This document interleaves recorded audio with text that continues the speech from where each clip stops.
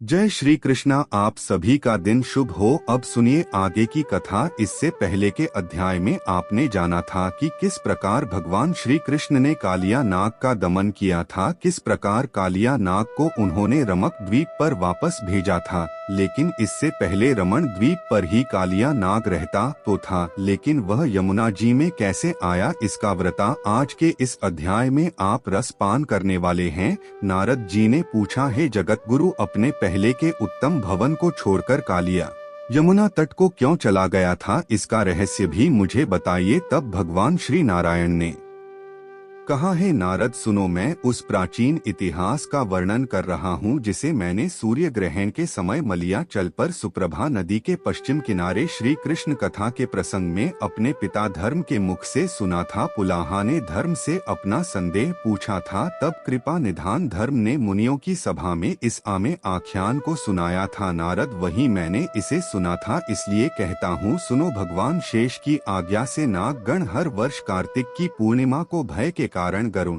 देव की पूजा करते हैं। पुष्प, धूप, दीप, नैवेद्य और तरह तरह की उपहार सामग्री अर्पित करके प्रसन्नता से उनकी पूजा आराधना करते हैं। महातीर्थ पुष्कर में भक्ति पूर्वक भली भांति स्नान करके कालिया ने अहंकार वश उक्त तिथि को गरुड़ की पूजा की। नागों द्वारा जो पूजा की सामग्री एकत्र की गई थी उसे कालिया नाग बलपूर्वक खाने को तत्पर हो गया। तब सभी नाग उस मदम कालिया को रोकने लगे और उसे नीति की बात बताने लगे कि ऐसा करना उचित नहीं है।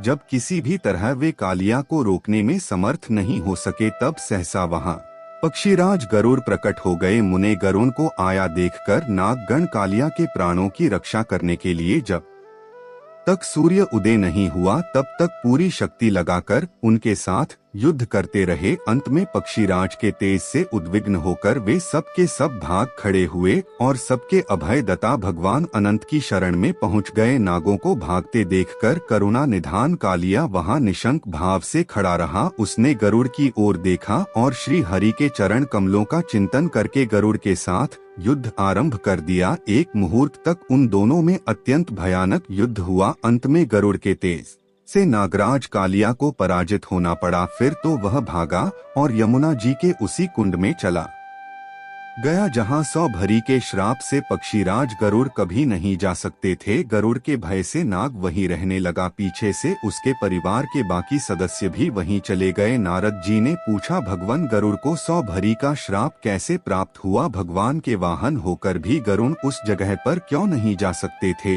तब भगवान नारायण बोले, उस कुंड में सौभ मुनि 1 सहस्त्र दिव्य वर्षों तक तपस्या करके महासिद्ध होकर श्री कृष्ण के चरण कमलों का ध्यान करते थे। उन ध्यान परायण मुनि के समीप पक्षीराज गरुड़ यमुना जी के जल में और किनारे भी अपने गणों के साथ प्रसन्नता पूर्वक विराकर थे। अपनी उत्कृष्ट इरित होकर कभी पूछ कभी पंख को ऊपर उठाकर मुनि के अगल बगल में उनकी बड़ी आनंद पूर्वक परिक्रमा करते हुए आते जाते थे। एक दिन उन्होंने परिवार सहित विशालकाय मीन को देखा। देखते ही देखते गरुड़ ने मुनींद्र के निकट से ही उस मीन अर्थात मछली को चोंच से पकड़ लिया। मछली को मुंह में दबाए जाते हुए गरुड़ को मुनि ने बड़ी क्रोध पूर्ण दृष्टि से देखा। मुनि की उस दृष्टि से गरुड़ कांप उठे और वह महामत से उनकी चोंच से छूटकर पानी में गिर पड़ा। गरुड़ के डर से वह मछली मुनि के पास ठहर गई और उन्हीं की शरण में आ गई। जब गरुड़ पुनः उसे लेने को तत्पर हुए तब मुनि ने उनसे कहा, सौभरी बोले, पक्षीराज मेरे पास से दूर हटो। मेरे सामने इस विशाल जीव को पकड़ लेने की तुम में क्या योग्यता है? तुम अपने आप को श्री कृष्ण का वाहन समझकर बहुत बड़ा मानने लगे हो। श्री कृष्ण तो तुम्हारे जैसे करोड़ों वाहन रच लेने की शक्ति रखते हैं। मैं तो अपनी भौं टेढ़ी करके ही तुम्हें अभी और इसी वक्त भस्म कर सकता हूँ। तुम परमेश्वर के वाहन हो तो क्या हुआ, हम लोग तुम्हारे दास तो नहीं है? पक्षीराज, अगर आज से कभी भी मेरे इस कुंड में आओगे तो मेरे शाप से उसी समय भस्म हो जाओगे और यह अटल सत्य है। मुनि की बात सुनकर पक्षीराज विचलित हो गए। अब वे श्री कृष्ण के चरण कमलों का स्मरण करते हुए उन्हें प्रणाम करके वहां से चल दिए। हे विप्र व नारद, तब से अब तक सदा ही उस कुंड का नाम सुनने मात्र से पक्षीराज को कपक्पी आ जाती है। यह इतिहास जो धर्म के मुख से सुना गया था, मैंने तुमसे कहा। अब जिसका प्रकरण चल रहा है, श्री कृष्ण के उस श्रवण सुखद रहस्य युक्त और मंगलमय लीला चरित्र को सुनो। श्री कृष्ण बहुत देर तक यमुना जल से ऊपर नहीं आए। यह देखकर ग्वाल बाल दुखी हो गए। अब वे डरकर और वश यमुना जी के तट पर ही बैठकर रोने लगे। कुछ बालक तो शोक से व्याकुल होकर अपनी छाती पीटने लगे और कुछ तो श्री कृष्ण के बिना पृथ्वी पर लौट लौट कर मूर्छित हो गए। कितने ही बालक श्री कृष्ण के विरह से दुखी होकर कालिया देह में प्रवेश करने को ही तत्पर हो गए, अर्थात उस यमुना जी में कूदने को ही तत्पर हो गए। तब कुछ ग्वाल बालों ने उनको ऐसा करने से रोका। कोई तो विलाप करके अपने प्राण देने को तत्पर हो गए और उनमें जो समझदार थे, ऐसे में कुछ बालक उन मरने वाले बालकों की बड़ी प्रयत्न पूर्वक रक्षा करने लगे। जो कोई अपने प्राण त्यागना चाहता था, उनको वह रोकने लगे। कोई हाय हाय कहकर रोने बिलख लगे, कोई कृष्णा कृष्णा की रट लगाने लगे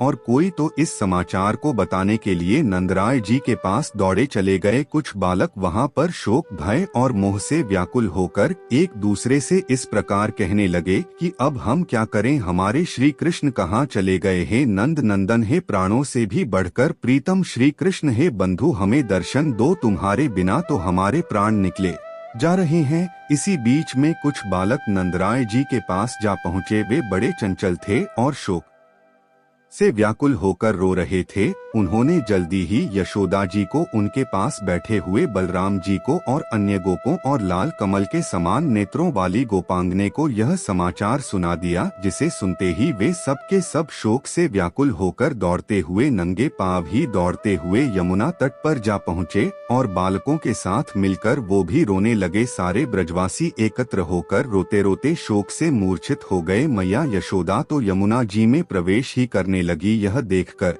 कुछ लोगों ने उन्हें रोक लिया। गोप और गोपियां शोक से अपने ही अंगों को पीट पीट कर व्याकुल होने लगे। कुछ लोग विलाप करने लगे और कितने ही ब्रिजवासी अपनी सुध बुध खो बैठे। राधा जी भी यमुना जी के उस कुंड में घुसने लगी। यह देखकर कुछ स्त्रियों ने उन्हें दौड़कर रोक लिया। फिर तो वे शौक से मूर्छित हो गई और उस नदी के तट पर मरी हुई के समान पड़ गई। नंदराय जी अत्यंत विलाप करके बार बार मूर्छित होने लगे। कुछ होश आने पर भी फिर से रोते और फिर रो रो कर फिर से मूर्छित हो जाते। उस समय ज्ञानियों में श्रेष्ठ बलराम जी ने अत्यंत विलाप करते हुए नंद जी को, शोक से कातर हुई यशोदा को, गोपों और गोपांगने को, अत्यंत मूर्छित राधिका को, रोते हुए सभी बालकों को और शोकग्रस्त हुई सभी गोप बालिकाओं को धीरज बंधते हुए इस प्रकार समझाना आरंभ किया कि हे गोपों, हे गोपियों और बालकों, सब लोग मेरी बात सुनो। हे नंद बाबा, ज्ञान शिरोमणि गर्ग जी की बातों को याद करो, जो जगत का भार उठाने वाले शेष के भी आधारभूत हैं, संहारकारी शंकर जी के भी संहार हैं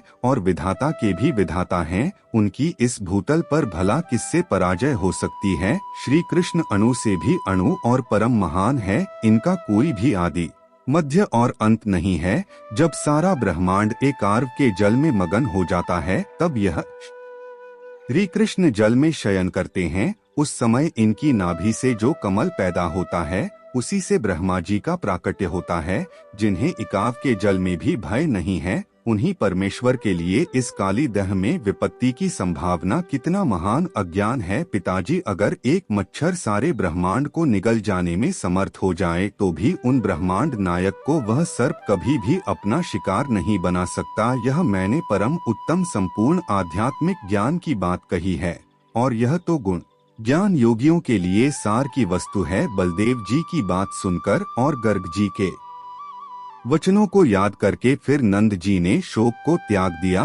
फिर बाकी सभी लोगों का शोक भी जाता रहा। सबने बलदेव जी के इस प्रबोधन को ही मान लिया, लेकिन यशोदा जी और राधिका जी को इससे बिल्कुल भी संतोष नहीं हुआ। परिजन के विरह के विषय में मन किसी भी प्रकार के समझाने को मानता ही नहीं। जब तक कि परिजन का मिलन ना हो जाए तब तक केवल समझाने बुझाने से मन को शांति मिल ही नहीं सकती। मुने इसी समय ब्रिजवासन गोप गोपियों ने श्री कृष्ण को जल से ऊपर की और उछलते देखा। इससे उनके हर्ष की कोई सीमा नहीं रही। वह सब प्रसन्न हो गए। उनका शरद काल की पूर्णिमा के चंद्रमा की तरह परम मनोहर मुख और उनकी मंद मंद मुस्कान मन को बरबस अपनी ओर खींचे लेती थी। पानी से निकलने पर भी वस्त्र उनके भीगे नहीं थे, शरीर भी गीला नहीं था। भाल देश में चंदन और नेत्रों में अंजन का श्रृंगार भी बिल्कुल वैसा ही था। समस्त आभूषणों से अलंकृत, सिर पर मोर मुकुट का पंख धारण किए हुए, अधरों में मुरली लगाए हुए अचत श्री कृष्ण ब्रह्मा तेज से प्रकाशित हो रहे थे।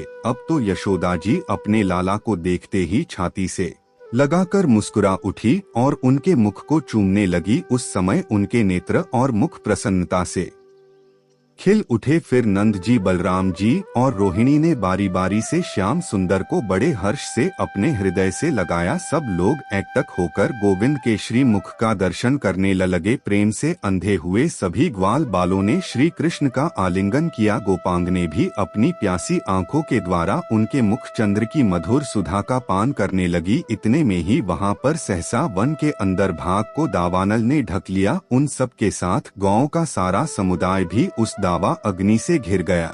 वन के अंदर चारों ओर पर्वत के समान आग की ऊंची ऊंची लपटें उठने लगी। यह देखकर सबने अपना नाश अब निकट ही समझा। उस अचानक आए संकट से सब डर गए। उस समय सारे ब्रजवासी गोपीजन और ग्वाल बाल बड़े दुखी होकर भक्ति से सिर झुकाकर दोनों हाथ जोड़कर श्री कृष्ण की स्तुति करने लगे। ग्वाल बाल बोले, हे ब्राह्मण, हे मधुसूदन, आपने सभी आपत्तियों में जैसे हमारे कुल की रक्षा की है, उसी प्रकार अब आप हमें इस दावा नल से भी बचाइए। हे जगत्ते, आप ही हमारे इष्ट देवता हैं और आप ही हमारे कुल देवता। संसार की सृष्टि, पालन और संहार करने वाले भी आप ही हैं। अग्नि, वरुण, चंद्रमा, सूर्य, यम, कुबेर, वायु, ईशाना आदि देवता, ब्रह्मा, शिव, शेष, धर्म, इंद्र, मुनीन्द्र, मनु, मानव, अन्य जो भी चराचर प्राणी है, वे सब के सब आपकी ही विभूतियां हैं। हे गोविंद, हमें अभय दीजिए और इस अग्नि का संहार कर दीजिए। हम आपकी शरण में हैं,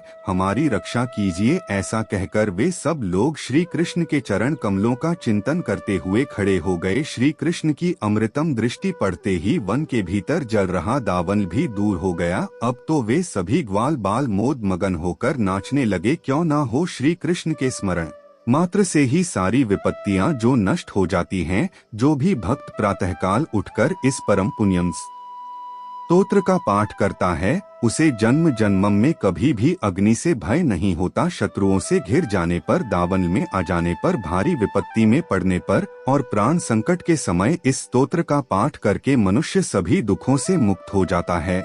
और इसमें संशय भी नहीं है, शत्रुओं की सेना क्षीण हो जाती है और वह मनुष्य युद्ध में सर्वत्र विजय होता है। वह इस लोक में श्री हरि की भक्ति और अंत में उनके दास से सुख को अवश्य ही पा लेता है। भगवान श्री नारायण कहते हैं, नारद सुनो, दावन से उन सब का उद्धार करके श्री कृष्ण फिर उन सब के साथ अपने घर में चले गए। वहां नंद जी ने बड़े आनंद से ब्राह्मणों को प्रचुर धन का दान किया और ज्ञाति वर्ग के लोगों और भाई बंधुओं को बड़े प्रेम से स्वादिष्ट भोजन कराया। तरह तरह का मंगल कृत्य और श्री हरि नाम संकीर्तन कराया। ब्राह्मणों द्वारा बड़ी प्रसन्नता से वेद पाठ करवाया। इस प्रकार वृंदावन के घर घर में वे सब गोप श्री कृष्ण के चरण कमलों के चिंतन में अपने मन को एकाग्र करके आनंद से रहने लगे। श्री हरि का यह मंगलमय चरित्र कहा गया। जय श्री कृष्णा। आज का अध्याय समाप्त हुआ। अगले अध्याय में आप जानेंगे कि किस प्रकार भगवान श्री कृष्ण के मोह में स्वयं श्री ब्रह्मा जी ने उनके द्वारा लाई गई गौवे, बछड़े और उनके साथ आए हुए गोप बालकों का अपहरण करके फिर किस प्रकार